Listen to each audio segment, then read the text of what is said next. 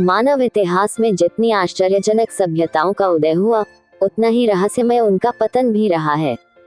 मोहनजोदड़ो और हड़प्पा सभ्यता इसका जीवंत उदाहरण है। जिस सभ्यता ने हजारों वर्षों तक सुव्यवस्थित नगर, अद्वितीय जल निकासी, व्यापारिक समृद्धि, कला, संस्कृति और अंतर्राष्ट्रीय संपर्क का गौरव पाया, वही सभ्यता अचानक नष्टप्राय क्यों हो गई? ये प्रश्न सदियों से विद्वानों और इतिहासकारों के मन को आंदोलित करता रहा है। यदि आपने यहाँ तक हमारा वीडियो सुना है तो इससे पता चलता है कि आप भी किसी न किसी सरकारी नौकरी की तैयारी कर रहे होंगे या फिर इतिहास की जानकारी में गहन रुचि रखते होंगे। हमारी कामना है कि आप जरूर सफल हो।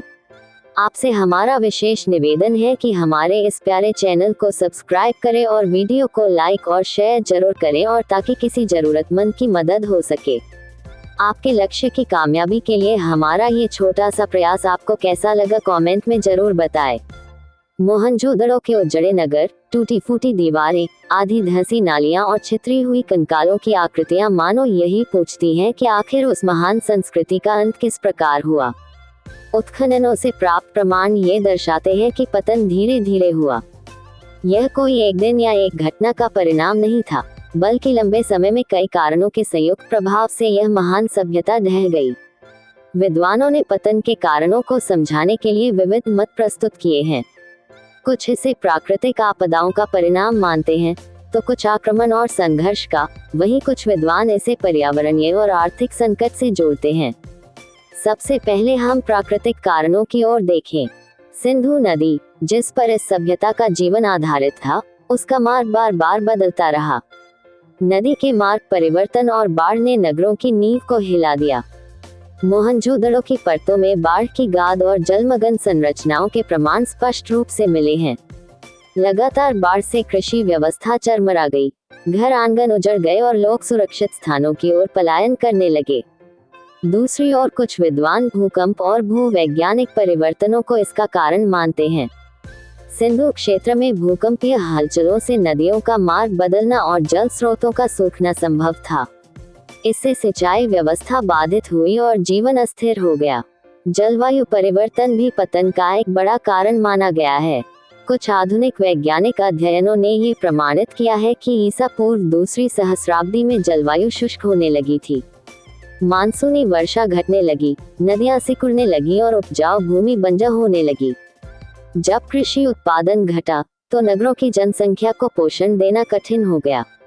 आंतरिक संकट भी कम महत्वपूर्ण नहीं थे।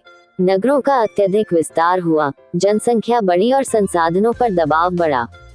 जब खाद्यान्न की आपूर्ति घटने लगी, तो समाज में असंतोष और संघर्ष बढ़ने लगे। उत्खननों में मिले कुछ कंकाल इस बात के प्रमाण हैं कि लोगों के बीच हिंसक संघर्ष हुए होंगे। कुछ विद्वान आर्य आक्रमण के सिद्धांत को भी प्रस्तुत करते हैं। 1920 और 1930 के दशक में यह मत प्रचलित हुआ कि मध्य एशिया से आए आर्यों ने सिंधु घाटी सभ्यता पर आक्रमण किया और इसे नष्ट कर दिया।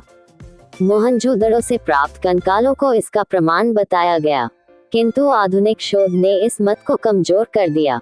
कंकालों की संख्या बहुत कम है और आक्रमण के प्रत्यक्ष प्रमाण नहीं मिलते। आज अधिकांश विद्वान मानते हैं कि पतन का मुख्य कारण प्राकृतिक और पर्यावरणीय परिवर्तन था, न कि आर्य आक्रमण। पतन की प्रक्रिया में आर्थिक संकट भी शामिल था। व्यापार मार्ग बाधित हुए, समुद्री संपर्क टूटे और अंतर्राष्ट्रीय आदान प्रदान घट गया। जब मेसोपोटामिया और अन्य क्षेत्रों के साथ व्यापार कमजोर हुआ, तो धातुओं और कीमती वस्तुओं की आपूर्ति रुक गई।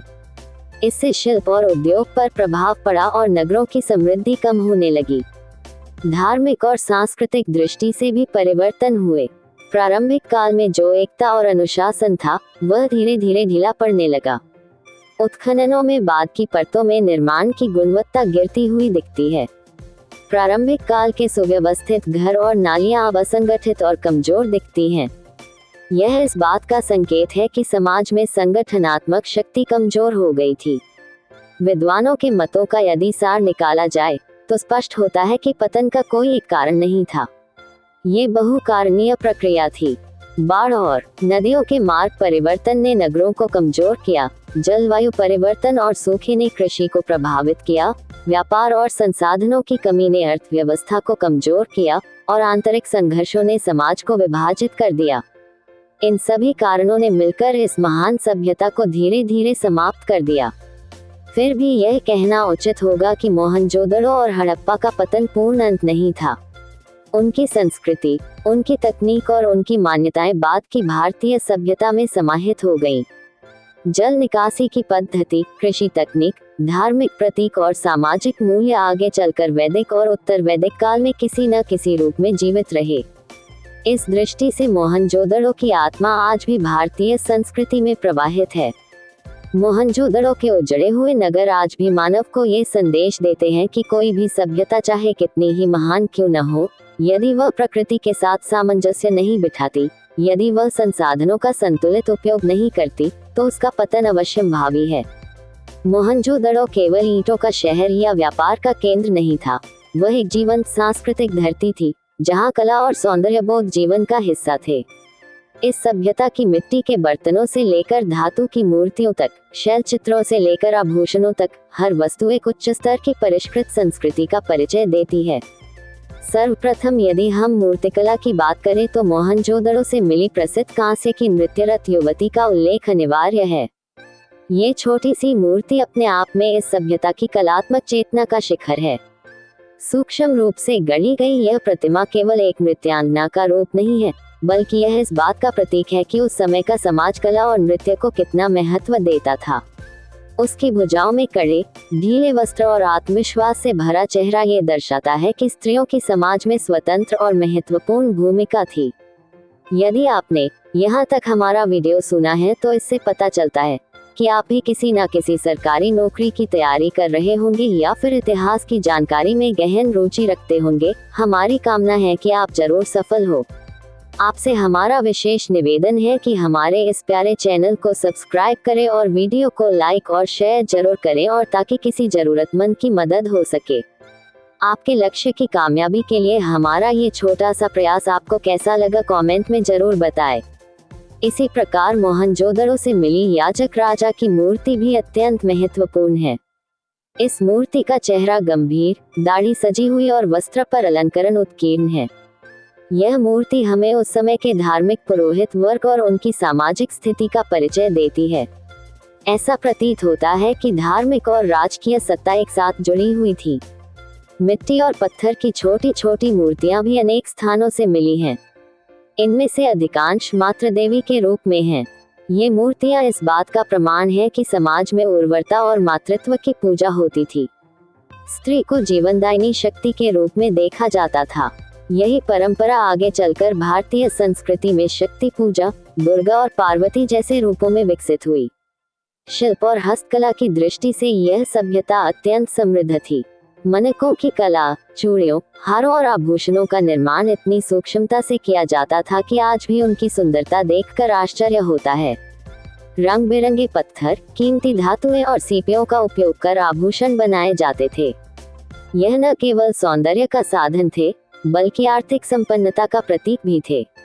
मिट्टी के बर्तनों पर बने चित्र भी उल्लेखनीय हैं। इन पर पशुओं, पक्षियों और ज्यामितीय आकृतियों की नक्काशी की गई है। यह न केवल उपयोगी वस्तुएं थी, बल्कि कला की अभिव्यक्ति का माध्यम भी थी। शैल चित्रों की परंपरा भी इस सभ्यता में देखने को मिलती है। यद्यपि अधिकतर शैल चित्र पाषाण युग की गुफाओं से प्राप्त होते हैं, किंतु सिंधु सभ्यता के दौरान भी पशुओं और मानव आकृतियों का अंकन मिलता है। ये चित्र धार्मिक अनुष्ठानों, शिकार और नृत्य से संबंधित जीवन को दर्शाते हैं। धार्मिक मान्यताओं की बात करें तो इस सभ्यता में प्रकृति पूजा प्रमुख थी। पशुओं की पूजा, वृक्षों की पूजा और उर्वरता की देवी की पूजा इसके प्रमुख अंग थे। पीपल के वृक्ष को पवित्र माना जाता था। पशुओं में बैल, हाथी, बकरी और गेंडा की आकृतियां मुद्राओं पर अंकित मिली हैं। विशेष रूप से एक मुहर पर बने पशुपति योगी की आकृति अत्यंत प्रसिद्ध है। इसमें एक पुरुष को योग मुद्रा में दिखाया गया है, जिसके चारों ओर पशु हैं। यह आकृति आगे चलकर भगवान शिव के आद्य रूप से जोड़ी गई। इससे ये स्पष्ट होता है कि भारतीय धार्मिक धारा की जड़ें सिंधु सभ्यता तक फैली हुई हैं। धार्मिक अनुष्ठानों में जल का महत्व विशेष था। विशाल स्नानागार इसका प्रमाण है। सामूहिक स्नान केवल शुद्धि का साधन नहीं था, बल्कि धार्मिक और सामाजिक एकता का प्रतीक भी था। ये परंपरा आगे चलकर गंगा स्नान, तीर्थ स्नान और कुंभ मेलों में विकसित हुई। सांस्कृतिक दृष्टि से यह सभ्यता संगीत, नृत्य और उत्सवों से परिपूर्ण रही होगी। यद्यपि सीधे प्रमाण सीमित हैं, किंतु नृत्यरत युवती, वाद्य यंत्रों के चित्र और नृत्य की मुद्राएं इसकी गवाही देती हैं। समाज में आनंद, उत्सव और सांस्कृतिक गतिविधियों का महत्व था। इस सभ्यता का भारतीय संस्कृति पर प्रभाव अत्यंत गहरा है। जल निकासी की तकनीक, नगर योजना और ईंटों का प्रयोग बाद की भारतीय परंपराओं में भी दिखता है। मातृदेवी और पशुपति की पूजा आगे चलकर हिंदू धर्म की आधारशिला बनी। पीपल और बैल की पवित्रता आज भी भारतीय समाज में उतनी ही गहरी है। वस्त्र, आभूषण और शिल्प की परंपरा भी भारतीय कला में निरंतर जीवित रही। भाषा और लिपि की दृष्टि से यह सभ्यता अभी भी रहस्य बनी हुई है। सिंधु लिपि आज तक पूरी तरह पढ़ी नहीं जा सकी है, किंतु विद्वानों का मत है कि इस लिपि का संबंध भारतीय उपमहाद्वीप की भाषाओं से है। यदि कभी ये लिपि पढ़ ली जाएगी तो भारतीय इतिहास की अनेक गुत्थियां सुलझ जाएंगी। मोहनजोदड़ो की कला और संस्कृति यह प्रमाणित करती है कि यह सभ्यता केवल भौतिक दृष्टि से नहीं, बल्कि मानसिक और आध्यात्मिक दृष्टि से भी अत्यंत उन्नत थी। यहाँ के लोग केवल जीविकोपार्जन में नहीं लगे थे, बल्कि सौंदर्य, संगीत, नृत्य और धर्म से जीवन को अर्थपूर्ण बनाते थे। इस प्रकार मोहनजोदड़ो की सांस्कृतिक धारा भारतीय सभ्यता की नींव में गहराई तक प्रवाहित है। आज भी जब कोई भारतीय मंदिर में पशुपति की प्रतिमा देखता है, गंगा में स्नान करता है, पीपल की पूजा करता है या स्त्रियां आभूषण पहनती हैं, तो कहीं न कहीं उसमें मोहनजोदड़ो की झलक दिखाई देती है। मोहनजोदड़ो और हड़प्पा की धरती से जब उत्खनन में हजारों छोटी छोटी मुहरें और पट्टिकाएं मिली, तब विश्व इतिहास में एक नया प्रश्न खड़ा हो गया। इन मुहरों पर उकेरे गए चिन्ह और आकृतियां किसी भाषा का रूप लगते थे, परंतु कोई भी उन्हें पढ़ नहीं सका। यही रहस्यमय चिन्ह आज तक इतिहासकारों और भाषा शास्त्रियों के लिए गुत्थी बने हुए हैं। सिंधु लिपि, जिसे हम इस सभ्यता का मौन स्वरूप कह सकते हैं, लगभग 400-450 चिन्हों से बनी प्रतीत होती है। ये चिन्ह कभी पशुओं के आकार में, कभी वृक्षों या मानव आकृतियों के रूप में और कभी ज्यामितीय रेखाओं के रूप में दिखाई देते हैं। अधिकतर अभिलेख छोटे हैं, 2 से 5 चिन्हों वाले। कुछ ही शिलालेख 10 या उससे अधिक चिन्हों के हैं। ये संकेत देता है कि लिपि का प्रयोग संक्षिप्त और विशेष प्रयोजनों के लिए किया जाता था। मुद्राएं, सील्स इस लिपि के प्रमुख वाहक हैं। ये प्रायः चतुष्कोण या गोल आकार की होती थी। उन पर उभरी हुई आकृतियां और नीचे लिपि अंकित होती थी। अधिकतर मुहरों पर बैल, गैंडा, बकरी, हाथी और मिथकीय जीवों की आकृतियां मिलती हैं। एक प्रसिद्ध मुहर पर तो ऐसा पशु चित्रित है जिसका सिर बैल का, शरीर बकरी का और पूंछ किसी अन्य पशु की है। इससे ये संकेत मिलता है कि उस समाज में कल्पना और पौराणिक प्रतीकों का गहरा स्थान था। मुद्राओं का उपयोग केवल सजावट या पूजा के लिए नहीं था, बल्कि यह व्यापार और प्रशासनिक कार्यों में प्रयुक्त होती थी। व्यापारी इन्हें अपनी वस्तुओं पर छापते होंगे ताकि वस्तु की पहचान और प्रामाणिकता बनी रहे। यह उस समय की ब्रांडिंग कही जा सकती है। साथ ही प्रशासन भी संभवतः इन मुहरों का प्रयोग कर करारनामों, कर संग्रह और माल परिवहन को नियंत्रित करता होगा। अब प्रश्न उठता है कि इस लिपि का संबंध किस भाषा परिवार से था। विद्वानों ने इसके विषय में अनेक मत प्रस्तुत किए हैं। कुछ विद्वान इसे द्रविड़ भाषाओं से जोड़ते हैं। उनका कहना है कि सिंधु लिपि के कई चिन्ह तमिल और तेलुगु जैसी द्रविड़ भाषाओं से साम्य रखते हैं। इस मत को आधुनिक भाषा वैज्ञानिकों का भी आंशिक समर्थन मिला है। दूसरे मत के अनुसार ये लिपि संस्कृत या वैदिक आर्यों से पहले की किसी इंडो आर्यन भाषा से जुड़ी हुई थी, किंतु अब तक कोई ठोस प्रमाण नहीं मिले हैं जो इस मत को सर्वमान्य बना सके। तीसरे मत के अनुसार सिंधु लिपि एक चित्रलिपि पिक्टोग्राफिक स्क्रिप्ट थी। इसमें प्रत्येक चिन्ह किसी शब्द या विचार का प्रतीक था, न कि ध्वनि का। उदाहरण के लिए, बैल का चित्र बैल शब्द को नहीं, बल्कि शक्ति या कृषि जैसी अवधारणा को व्यक्त करता होगा। आधुनिक काल में कंप्यूटर विश्लेषण और कृत्रिम बुद्धिमत्ता की सहायता से इस लिपि को समझने के प्रयास हुए हैं। कुछ शोधकर्ताओं का दावा है कि इसमें दक्षिण भारतीय द्रविड़ भाषाओं के व्याकरणिक ढांचे की झलक मिलती है, परंतु यह अभी भी अधूरी गुत्थी है। सिंधु लिपि का सबसे बड़ा रहस्य यह है कि कोई लंबा ग्रंथ या शिलालेख अब तक नहीं मिला। यदि किसी मंदिर या शाही आदेश का विस्तृत शिलालेख मिल जाता तो संभवतः लिपि को पढ़ना आसान होता, किंतु छोटे और संक्षिप्त अभिलेखों से पूरे भाषा तंत्र को समझना कठिन है। फिर भी लिपि और मुद्राएं हमें इस सभ्यता के प्रशासन और सामाजिक जीवन की झलक देती हैं।